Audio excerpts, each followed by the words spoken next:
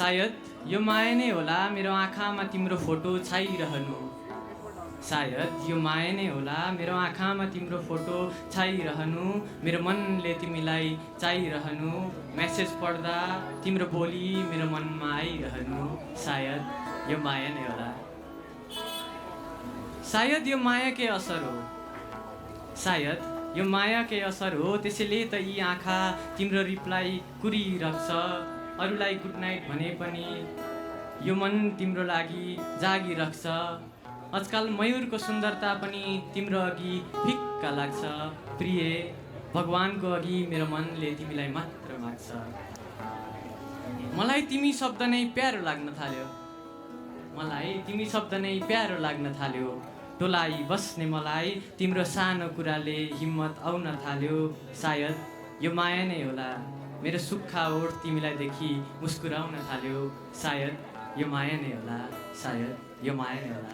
धन्यवाद। आशा छ यहाँहरूलाई राम्रो लाग्यो होला। र ब्याक टु मेरो स्टोरी। अब मलाई त रियलाइजेसन भयो म मायामा परेँ भनेर होइन। र त्यस पश्चात चाहिँ ऊ चाहिँ मेरो जीवनमा चाहिँ ह्याबिट जस्तो भयो क्या। उसको रिप्लाई आउँदा चाहिँ मेरो दिन नै राम्रो हुने। अनि उसले मेसेज सिनमा छोड्दा चाहिँ कस्तो के पुगेन जस्तो हुने क्या। अनि म चाहिँ उसँग बोल्दै गएँ। अनि जति जति बोलेँ म चाहिँ त्यति डुबेँ क्या मायामा। अनि एक दिन चाहिँ मैले सोचेँ अब त अति भयो, अब त म उसलाई भन्छु भनेर होइन।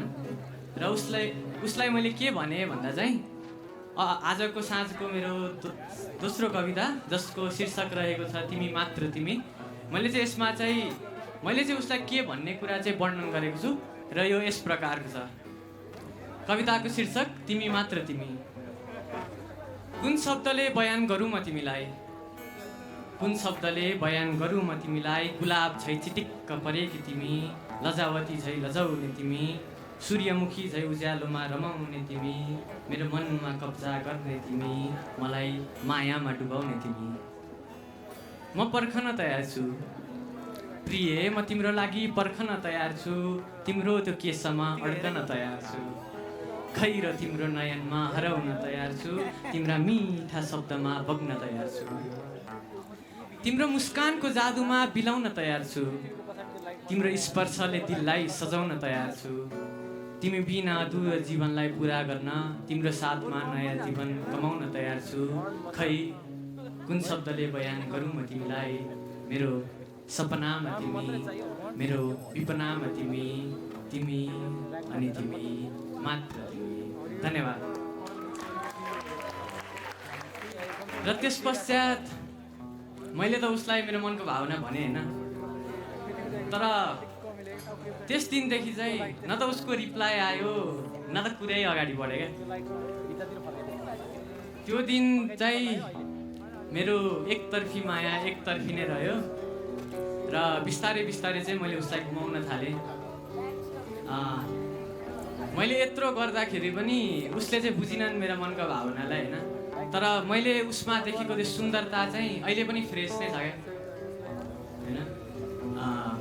र आजको यस साँझबाट बिदा लिनु अघि चाहिँ म मेरो एउटा अर्को कविता भन्न लागेको छु जसमा चाहिँ उनको लागि चाहिँ म केही हुन सकिनँ तर मेरो लागि त भने उनी सारा ब्रह्माण्ड थिइन् नि त। सो त्यही सन्दर्भमा रहेर चाहिँ मैले एउटा कविता लेखेको छु आजको यस साँझको अन्तिम कविता जसको शीर्षक रहेको छ म र मेरी उनी। र यस प्रकारको छ। यदि म अन्धकार हो भने त्यस अन्धकारको चन्द्रमा हुनु नि। यदि म अन्धकार हो भने त्यस अन्धकारको चन्द्रमा हुनु नि। यदि म खरेडी बेलाको माटो हो भने त्यस खरेडीमा परेकी पानी हुनु नि। यदि म चेस खेल हो भने त्यस खेलभित्रकी रानी हुनु नि। 33 गुणले भरिपूर्ण भाकी अप्सरा हुनु नि। कलियुगको समयमा साक्षात् भगवती हुनु नि। खुसी रहने बहाना हुनु नि। भविष्यको चाहना हुनु नि। यदि म समुद्र हो भने त्यसमा बग्ने नदी हुनु नि। यदि म आकाश हो भने त्यसमा चम्कने तारा हुनु नि। यदि म गीतको शब्द हो भने त्यस गीतको धुन हुनु नि। मुक्त आकाशमा उड्ने कल्पना हुनु नि। मेरो प्रत्येक श्वासमा जीवन्त सास हुनु नि। सायद उनको लागि हुन सकिन होला म कोही पनि तर मेरो लागि भने सारा सारा ब्रह्माण्ड हुनुहुनि। उनको मुहारको हाँसोको उज्यालो मेरो जीवनको अन्धकार मेट्ने ज्योति हुनु नि। उनको मुहारको हाँसोको उज्यालो मेरो जीवनको अन्धकार मेट्ने ज्योति हुनु नि। यदि म रङ्गहीन चित्र हो भने त्यस चित्रमा रङ्ग हुनु नि। मेरो हृदयको धड्कनमा बस्ने सपना हुनु नि। सायद उनको लागि हुन सकिन होला म कोही पनि, तर मेरो लागि भने सारा ब्रह्माण्ड हुनु नि। धन्यवाद। र त्यसपछि मलाई के भयो भन्दाखेरि चाहिँ मलाई चाहिँ एकतर्फी मायाले चाहिँ धेरै पाठ सिकायो क्या। सबभन्दा ठुलो पाठ चाहिँ के सिकायो भन्दाखेरि चाहिँ हरेक मायाको अन्त्य चाहिँ मिलन हुँदैन रहेछ क्या।